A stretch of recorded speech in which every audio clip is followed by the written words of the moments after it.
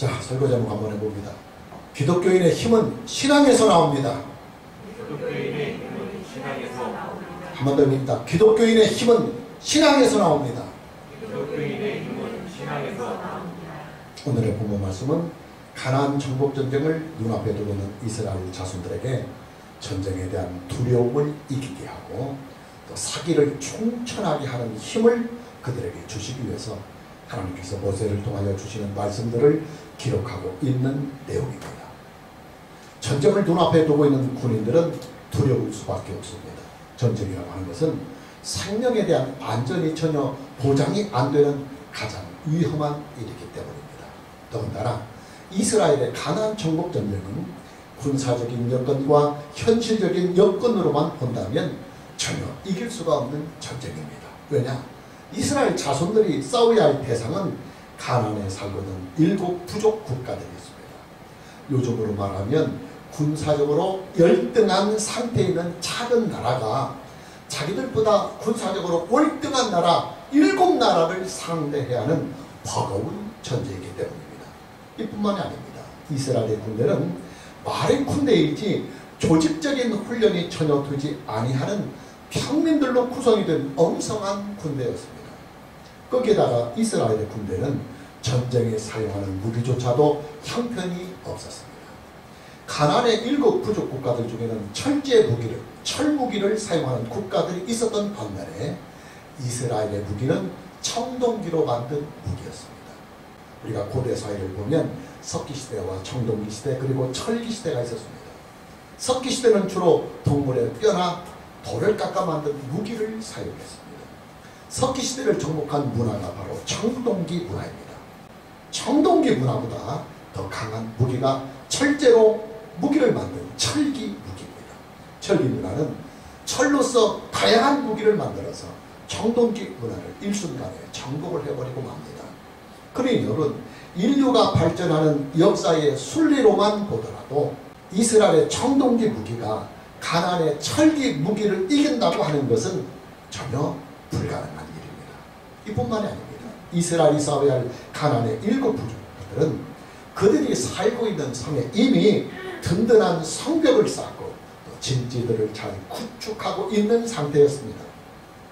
고대 사회의 전쟁은 공격을 하는 편이 방어를 하는 편보다 훨씬 더 희생이 큰 전쟁이었습니다.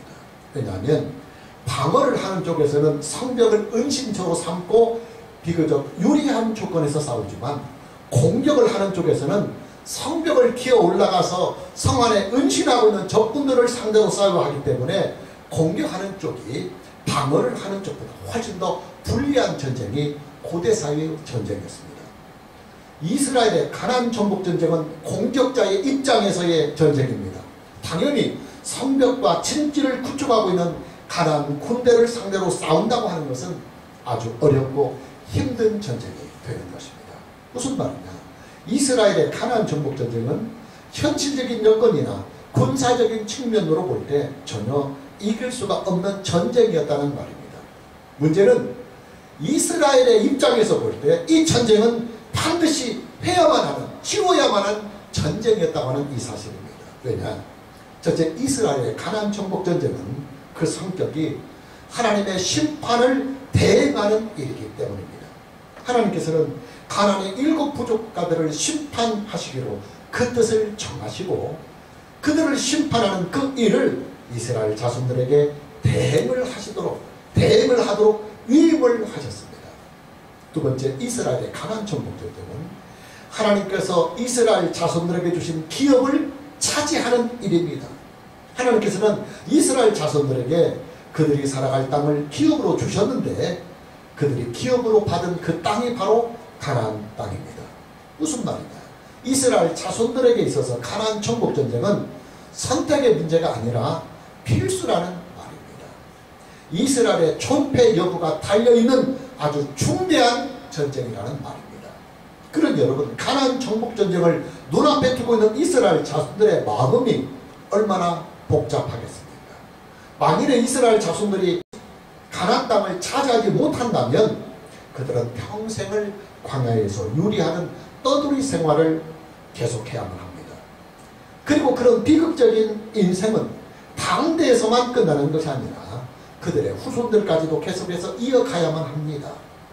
그러니 이스라엘 자손들의 입장에서 볼 때는 죽기를 각오하고서라도 반드시 가나안 정복 전쟁을 이겨서 그 땅을 차지해야만 하는 입장인 것입니다. 문제는 그들이 싸워야 할 가나안 정복 전쟁은 현실적으로 볼 때 전혀 이길 수가 없는 전쟁이라는 사실이 있습니다. 그러니 여러분, 가나안 정복 전쟁을 눈앞에 두고는 이스라엘 자손들의 심정이 얼마나 복잡하고 또 얼마나 불안하고 얼마나 두렵겠습니까? 고대 사회의 전쟁은 군대의 사기가 승패를 가늠하는 아주 중요한 요인으로 작용을 했었습니다. 제가 초등학교 시절에 배운 국사책에는 신라의 화랑이었던 관창의 이야기가 실려 있습니다. 그 유명한 황산벌 싸움에서 신라의 군대는 백제의 계백 장군이 이끄는 군대에게 계속 밀리게 됩니다. 신라의 군대는 사기가 뚝 떨어져서 점점 패색이 짙어가게 됩니다. 이때 신라의 화랑이었던 관창이 나서서 자기를 희생하면서 신라의 군대의 사기를 총천하게 만들어줍니다. 여러분, 고대 사회의 전쟁은요, 군인들의 사기가 전쟁의 승패를 좌우하는 아주 중요한 요인이었습니다. 자, 그런데 여러분 보십시오. 가나안 정복 전쟁을 눈앞에 두고 있는 이스라엘 자손들은 그들이 판단을 해봐도 전혀 승산이 없는 전쟁을 지금 눈앞에 두고 있습니다. 그러니 그 전쟁을 눈앞에 두고 있는 이스라엘 자손들의 군대가 얼마나 두렵고 무섭겠습니까? 아마 제가 그 자리에 군인으로 서 있었다 할지라도 심히 두려워하며 떨고 있었을 것입니다.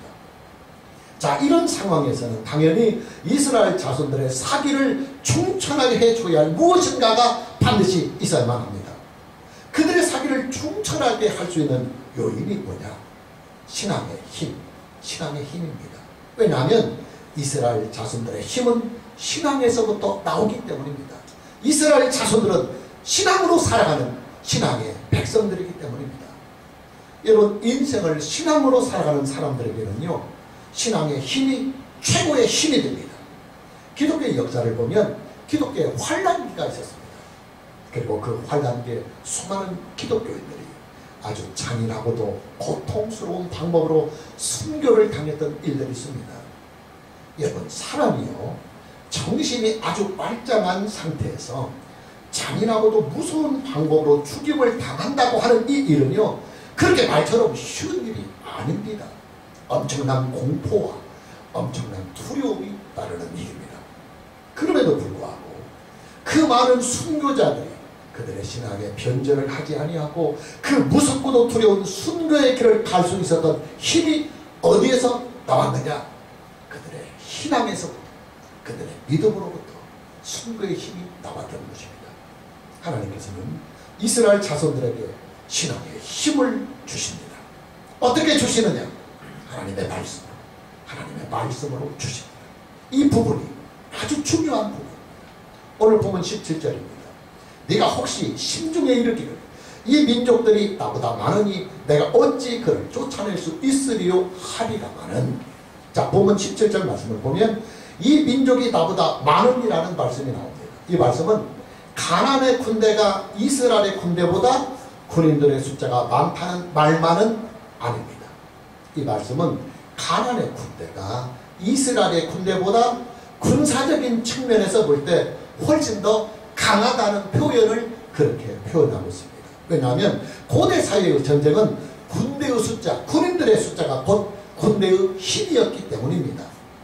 전쟁을 눈앞에 두고 있는 이스라엘 자손들이 무엇을 가장 두려워하고 있느냐? 가나안 군대들의 막강한 힘이었습니다. 가나안 군대들은 이스라엘의 군대보다 숫자적인 면에서도 월등히 군인의 숫자가 많고 또 사용하는 무기에서도 이스라엘 자손들은 청동기 무기를 사용하고 있지만 가나안 군대들은 철기 문화를 사용하기 때문에 무기면에서도 월등히 가나안의 군대가 우수하고 또 군인들의 조직이나 훈련 면에서도 가나안의 군대가 이스라엘 군대보다 월등하게 유리하고 또 지리적이며 환경적인 측면에서도 그들은 이미 성을 쌓고 또 진지를 구축하고 있는 상황에서 맨몸으로 그들을 쳐들어가는 이스라엘보다 가나안 군대가 훨씬 더 유리한 입장이었습니다. 당연히 이스라엘 군대의 입장에서 볼 때는 모든 상황들이 그들에게 다 불리한 조건이기 때문에 그런 불리한 조건에서 이길 수 없는 전쟁을 반드시 해야만 하는 그들의 현실적인 상황 속에서 두려워할 수밖에 없는 것입니다. 저는 초등학교 시절에 학교를 대표하는 육상 선수와 핸드볼 선수였습니다. 저희 학교의 핸드볼 실력은 군에서 항상 2위였습니다. 저희보다 실력이 월등하게 좋은 초등학교가 있었는데 그들의 핸드볼 실력은 전국대회에서도 늘 입상을 하는 아주 수준 높은 실력이었습니다. 우리와 그들이 결승전에서 꼭 만나면 게임이 안 됐습니다. 우리의 실력은 그들에 비해서 월등하게 떨어지는 수준이었습니다. 그러니 여러분, 우리가요 그들을 상대로 경기를 할 때마다 얼마나 죽을 맛이 들었겠습니까? 우리가 한 골을 넣을 때 그들은 10골을 넣었어요. 상대가 되지 않습니다. 그들과 경기를 할 때마다 우리 선수들은요 경기를 할 의욕조차 없었습니다. 왜냐하면 경기를 해봐야 창피만 당하기 때문입니다. 자, 운동 경기 하나에도 이렇게 주눅이 드는데 목숨이 왔다 갔다 하는 전쟁에서 주눅이 들고 기가 죽는다고 한번 해봅시다. 그 공포와 두려움이 얼마나 크겠습니까? 하나님께서는 이스라엘 자손들이 가지고 있는 그 두려움과 그 공포들을 다 알고 계십니다. 그러기에 하나님께서는 이스라엘 자손들의 마음에 도사리고 있는 그 두려움과 공포를 이길 수 있는 힘을 이스라엘 자손들에게 주시려고 하십니다. 그 힘이 뭐냐? 신앙의 힘, 믿음의 힘입니다. 그리고 그 신앙의 힘은 곧 하나님께서 이스라엘 자손들에게 주시는 하나님의 말씀으로부터 나옵니다. 여러분, 법정에서 행하는 재판장의 선고는요 즉각적인 효력을 발생합니다. 재판장이 무죄를 선고하면 그 선고와 동시에 피고인은 무죄가 되는 것입니다.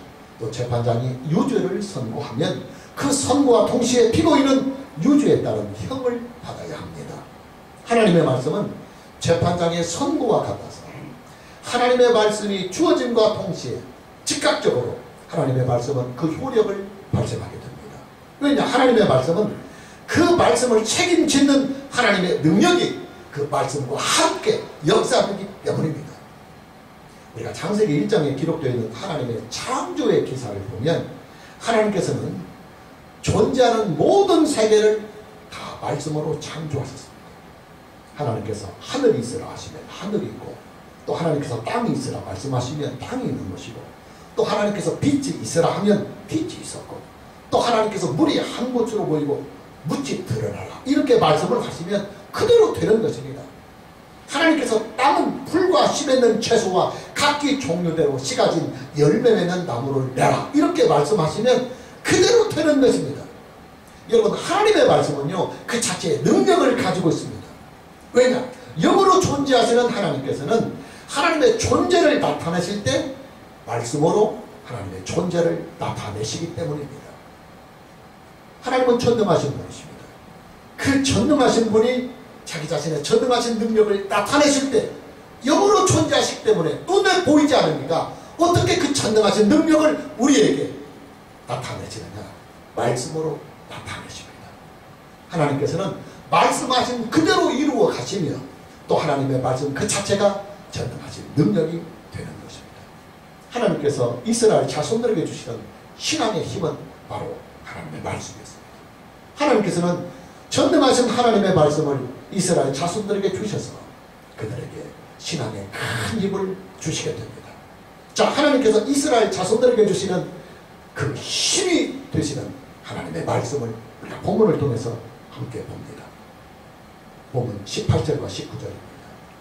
그들을 두려워하지 말고 네 하나님 여호와께서 바로와 온 애굽에 행하신 것을 잘 기억하되 네 하나님 여호와께서 너를 인도하여 되실 때에 네가 본 큰 시험과 이적과 기사와 강한 손과 편파를 기억하라.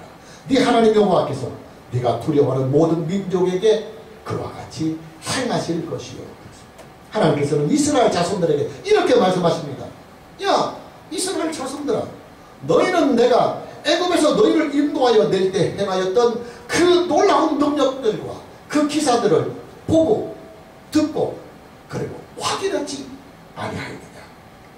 너희가 두려워하는 가나안의 7 부족 국가들 군대에게도 나는 애굽에 행한 그 모든 능력과 기사의 일들을 그대로 다시 행할 것이다. 우리가 이미 출애굽 강해를 통해서 만났지만 하나님께서는 이스라엘 자손들을 애굽에서 구원하시기 위해서 애굽의 전 지역에 10가지의 큰 재앙을 내리셨던 일이 있습니다. 마지막 10번째의 재앙은 애굽의 왕과 모든 신하들과 모든 백성들의 장자가 하나님께서 지시는 그 재앙으로 말미암아 다 죽임을 당하는 엄청난 재앙이었습니다. 바로와 그의 백성들은 이 10번째의 재앙 앞에 백기를 들고 무조건 항복을 하면서 이스라엘 자손들의 출애굽 사건이 드디어 이루어지게 되는 것입니다. 이뿐만이 아닙니다. 하나님께서는 이스라엘 자손들을 추격하는 애굽의 군대를 홍해의 기적을 통해서 다 멸하여 주셨습니다. 여러분, 모세 당시 애굽은요 세계 최강의 국력을 가지고 있는 나라였고 또 세계 최강의 군대를 보유하고 있는 강한 나라였습니다. 애굽의 국력과 애굽의 군대의 능력은 가나안의 7 부족 국가들을 다 합쳐놓은 국력과 그리고 군대의 힘보다도 월등하게 우수한 국력과 그리고 군대를 가지고 있는 나라가 애굽이었습니다. 그러나 그런 세계 최강의 국력과 군대를 가진 애굽을 하나님께서는 단숨에 다 박살을 내버리셨습니다. 하나님께서는 단독으로 홀로 그들 모두와 싸워서 그들을 다 진멸하셨습니다. 하나님께서는 이스라엘 자손들에게 말씀하십니다. 야, 이스라엘 자손들아, 내가 애굽의 군대에 행하였던 그 모든 기사와 그 능력들을 너희가 두려워 떨고는 가나안의 7 부족 국가들의 군대에게도 그대로 행할 것이다 하고 말합니다. 자, 여러분, 이런 말씀을 이스라엘 자손들이 하나님께로부터 들으면 얼마나 힘이 나겠습니까? 이게 바로 하나님의 말씀이 우리에게 주시는 위로요, 또 하나님의 말씀이 우리에게 주시는 평안이요, 힘이요, 능력입니다. 계속해서 보면 20절입니다. 네 하나님 여호와께서 또 왕벌을 그들 중에 보내어 그들의 남은 자와 너를 피하여 숨은 자를 멸하시리니 그렇습니다. 하나님께서는 가나안 군대들에게 왕벌을 보내서 가나안 군대들을 다 멸하시겠다는 말씀을 이스라엘 자손들에게 하십니다. 여기에서 왕벌이 무엇을 상징하고 있느냐 하는 이 문제에 대해서는 성경학자들의 여러 가지 해석들이 있습니다만은 가장 무난한 해석은 왕벌을 상징적인 의미로 해석하는 일입니다. 하나님께서 왕벌 같은 하나님의 사자를 가나안의 군대에 파견하셔서 가나안의 모든 군대들을 초토화시키겠다고 하는 말씀으로 해석을 하는 일입니다. 여러분, 고대 사회의 전쟁에서요, 벌떼가 한 번 습격을 하면 그 군대는 손 한 번 제대로 써보지도 못하고 다 항복을 할 수밖에 없습니다. 무슨 말이냐?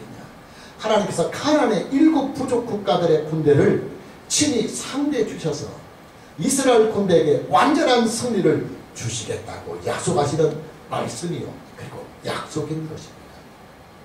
계속해서 보면 26절입니다. 너는 그들을 두려워하지 말라. 너희 하나님 여호와 곧 크고 두려운 하나님이 너희 중에 계시니라. 하나님께서는 이스라엘 자손들에게 말씀하십니다. 야, 이스라엘 자손들아, 내가 너희와 이 전쟁에 함께 하겠다. 하나님께서는 이스라엘의 군대가 싸우는 모든 전쟁에 맨 선두에 서서 모든 전쟁을 진두지휘를 하시며 친히 앞장서서 너희들보다 먼저 가나안 군대를 상대해 주겠노라고 말씀하고 계시는 것입니다. 여러분, 이스라엘 자손들이 가장 불안해하고 있는 일이 뭐냐 하면요, 하나님께서 과연 이 전쟁에 함께 하시겠느냐 하는 이 불안과 이 두려움이었습니다. 하나님은 영원히 존재하시는 분이기 때문에 하나님께서 그들과 함께 하고 계신다 할지라도 그들의 눈에는 일단 보이지를 않습니다. 상대방의 적군은 눈에 보입니다. 월등하게 그들보다 군대력이 앞서고 모든 면에서 앞선 그들이 눈에는 보이는데 그들과 함께 하시는 하나님은 눈에 보이지 않기 때문에 왈칵 두려움이 오는 것입니다. 정말 하나님께서 우리와 함께 하실까? 이 전쟁에 하나님께서 함께 하실까? 우리를 도와주실까? 하나님께서 도와주지 않으면 우리는 이 전쟁에서 반드시 질 수밖에 없는 전쟁인데 나와봐야 우리 다 죽고 마는데 하는 이 두려움이 그들의 두려움에 근본 작용이 되고 있었던 것입니다. 하나님께서는 이스라엘 자손들의 이런 마음을 아시고 말씀을 통해서 다시 한번 그들에게 믿음을 주십니다. 나 여호와 하나님이 이 전쟁에 너희와 항상 함께 있을 것이다. 그리고 너희들의 전쟁에 맨 선두의 자리에 서서 너희를 친히 진두중해할 것이며 그리고 너희들보다 앞서 내가 싸워 줄 것이다. 여러분, 기독교의 신앙은요, 임마누엘의 신앙입니다. 유일하게 존재하시는 전능하신 하나님께서 나의 생명과 함께 하시며 나의 인생과 함께 하시는 신앙, 이것이 바로 임마누엘 신앙, 기독교의 신앙의 본질입니다. 구체적으로 어떻게 함께 하시느냐? 하늘의 은혜의 보좌 위에 계시는 하나님 아버지께서 구편에 계신 예수 그리스도 안에서 우리 안에 내주하고 계시는 성령으로 말미암아 나와 함께 하십니다. 내 안에 임재하시고 나와 연합이 되어서 나와 함께 하십니다. 자, 계속해서 보면 22절입니다. 네 하나님 여호와께서 이 민족들을 네 앞에서 조금씩 쫓아내시리니 너는 그들을 급히 멸하지 말라. 들짐승이 번성하여 너를 해할까 하노라. 우리가 언뜻 생각을 해보면요, 전쟁이라고 하는 것은 속전속결로 끝나는 것이 가장 유익하다고 생각을 할 것입니다. 전쟁이 길어지면 길어질수록 그에 따른 아군의 희생도 크기 때문입니다. 예, 맞습니다. 일반적인 전쟁은 속전속결로 끝나는 것이 최선의 승리입니다. 그러나 가나안 정복 전쟁은 속전속결로 끝나서는 이스라엘 자손들에게 유익이 아주 적은 전쟁입니다. 왜냐? 이스라엘의 가나안 정복 전쟁은 단순히 전쟁에서 이기는 것이 목적이 아닙니다. 가나안 땅의 모든 것들을 그들이 다 가지는데 초점이 맞춰져 있습니다. 그러니까 그들은 가나안을 정복하면서 그 가나안 땅에 있는 모든 것들을 전부 다 잘 보호를 하면서 이 가나안 정복 전쟁을 이기는 것이 최선의 전쟁의 승리입니다. 가나안 땅은 이스라엘 자손들이 차자손손 배를 이어가면서 살아가야 할 땅입니다. 그런데 전쟁이 치열하다 보면 농토가 다 망가지고 또 가수원들이 다 초토화되고 가축들까지 다 죽게 됩니다. 이뿐만이 아닙니다. 전쟁이 치열하다 보면 가나안 땅에 있는 모든 집들과 성들까지도 다 무너지게 됩니다. 그리고 죽은 시체들만 버글버글 하고 있습니다. 그리고 시체들이 많으면 전염병이 돌 것입니다. 더군다나 그 틈을 노려서 산속에 살고 있는 들짐승들이 마을을 습격해서 주민들을 죽이거나 또 밭작물들을 습격하는 일들이 비일비재하게 나타날 수 있는 것입니다. 하나님께서는 이 모든 일까지도 다 알고 계십니다. 그러기에 하나님께서는 이스라엘 자손들이 가나안의 군대들과 전쟁을 할 때에 가나안에 있는 농토, 가수원, 밭작물, 가축들, 가옥들, 우물들, 그리고 성읍, 이 모든 것들이 잘 보존이 될 수 있도록 피해를 최소화하기 위하여 이 전쟁을 속전속결로 끝내지 아니하고 조금씩 그들을 몰아내야 한다고 하는 전략까지도 이스라엘 자손들에게 주고 계시는 것입니다. 여러분, 우리의 하나님은요, 완전하신 분이십니다. 하나님께서는 존재 자체가 완전하신 분이시며 또 하나님께서는 행하시는 일 모든 것도 완전하게 행하십니다. 당연히 그런 분에게 우리의 생명을 맡기고 우리의 인생을 맡기면요, 우리의 생명과 우리의 인생은 가장 안전하고 가장 평안하고 가장 건강하고 가장 행복한 생명과 인생이 될 수밖에 없는 것입니다. 계속해서 보면 23절과 24절입니다. 네 하나님 여호와께서 그들을 네게 넘기시고 그들을 크게 혼란하게 하여 마침내 진멸하시고 그들의 왕들을 네 손에 넘기시니 너는 그들의 이름을 천하에서 제하여 버리라. 너를 당할 자가 없이 네가 마침내 그들을 진멸하리라. 자, 보면 23절 말씀을 보면 그들을 크게 혼란하게 하여 마침내 진멸하겠다고 하시는 말씀이 나옵니다. 이 말씀은 하나님께서 가나안의 군대를 조금씩 진멸해 가시는 그 방법을 말씀하고 있는 내용입니다. 하나님께서는 가나안의 군대들을 혼돈케 하여서 혼란케 하여서 이스라엘의 군대가 아주 쉽게 희생이 거의 없게 가나안의 군대들을 제압할 수 있도록 도우시겠다는 말씀입니다. 이스라엘의 군대의 승리는 그들의 군대에 있는 것이 아니라 하나님께서 가나안의 군대를 혼란케 하셔서 이스라엘 군대로 하여금 아주 쉽고도 간단하게 조금씩 여유를 가지고 모든 것들을 잘 보호하면서 이 전쟁을 완벽하게 끝내게 해 주시겠다고 하는 말씀을 이스라엘 자손들에게 하나님께서는 하십니다. 이뿐만이 아닙니다. 하나님께서는 가나안의 왕들을 이스라엘의 군대에 넘겨주어서 그 왕들을 모두 처단하시도록 하시겠다고 하는 약속의 말씀도 주십니다. 여러분, 고대 사회의 전쟁은요, 이게 이제 왕국 사회이기 때문에 왕만 죽이거나 왕을 생포하면 그 전쟁은 끝이 나는 전쟁이 바로 고대 사회의 전쟁입니다. 하나님께서는 가나안의 7 부족 국가들의 모든 왕들을 이스라엘 군대에게 다 넘겨서 가나안 정복 전쟁을 이제 마무리시켜 주시겠다고 하시는 약속까지도 이스라엘 자손들에게 하고 계시는 것입니다. 여러분, 하나님의 이런 말씀을 들은 이스라엘 자손들이 얼마나 힘이 나겠습니까? 당연히 그들은 가나안 정복 전쟁에 대한 두려움을 다 떨쳐버리고 하나님의 말씀을 믿고 의지하는 담대한 신앙으로 가나안 정복 전쟁에 임하여서 마침내 승리의 기쁨을 누리게 될 것입니다. 기독교인들의 힘은 그들의 신앙으로부터 나옵니다. 그리고 기독교인들의 그 신앙의 힘은 다른 데서 오는 것이 아니라 하나님의 말씀, 즉 성경으로부터 나옵니다. 자, 마무리합니다. 저와 여러분의 생명과 저와 여러분의 인생의 힘은 저와 여러분이 가지고 있는 신앙으로부터, 믿음으로부터 우리의 힘과 능력이 나옵니다. 그리고 그 신앙의 힘과 그 능력은 저와 여러분이 믿고 의지하는 하나님의 기록된 말씀인 신구약 성경 66권으로부터 나옵니다. 성경은 하나님의 능력이 있는, 하나님의 전능하신 절대적인 능력이 있는 능력의 말씀이기 때문입니다.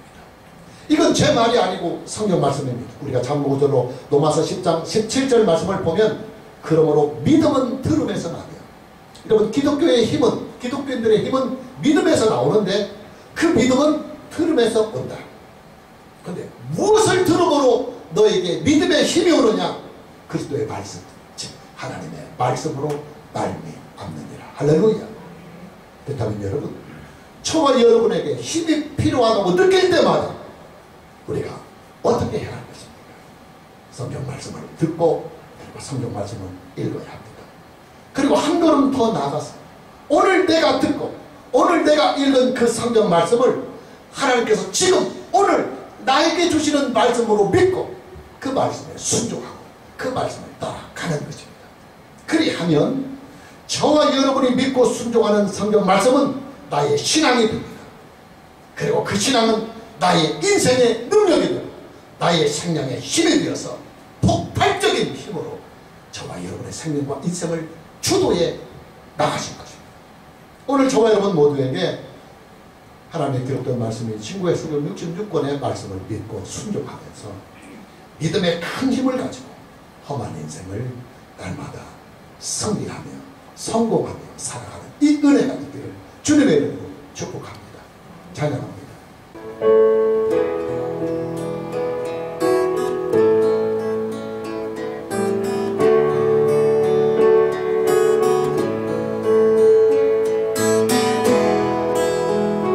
나의 힘이 되신 여호와여, 나의 힘이 되신 여호와여,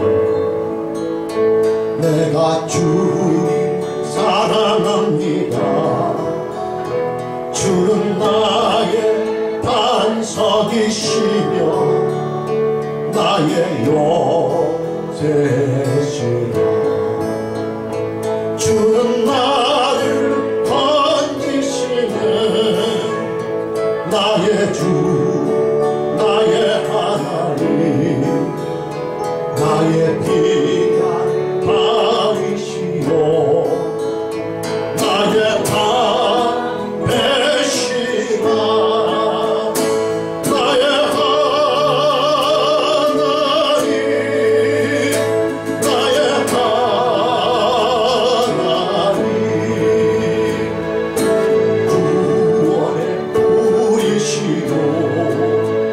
나의 산성이다.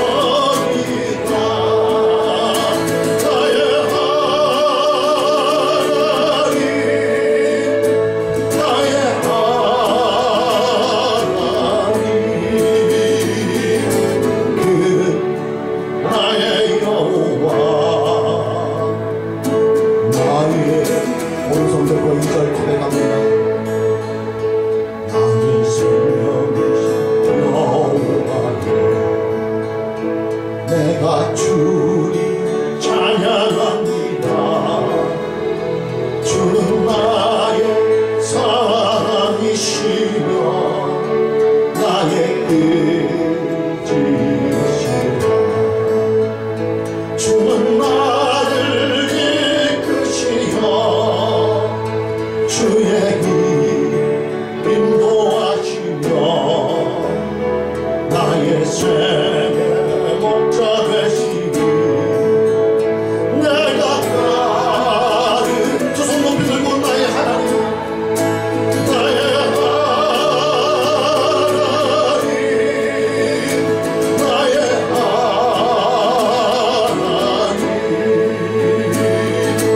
생명의 멸류관으로 내게 씌우소서. 나의 하나님 나의 하나님 그는 나의 여호와 나의 하나님 나의 하나님이여 나의 하나님 나의 구원의 뿌리시여 구원의 뿌리시여 나의 산성이라 나의 하나님 나의 하나님 그는 나의 여호와 나의 다시 두 손 들고 고백합니다. 나의 하나님 나의 하나님 나의 생명의 멸류관으로 생명의 멸류관으로 내게 씌우소서. 나의 하나님 나의 하나님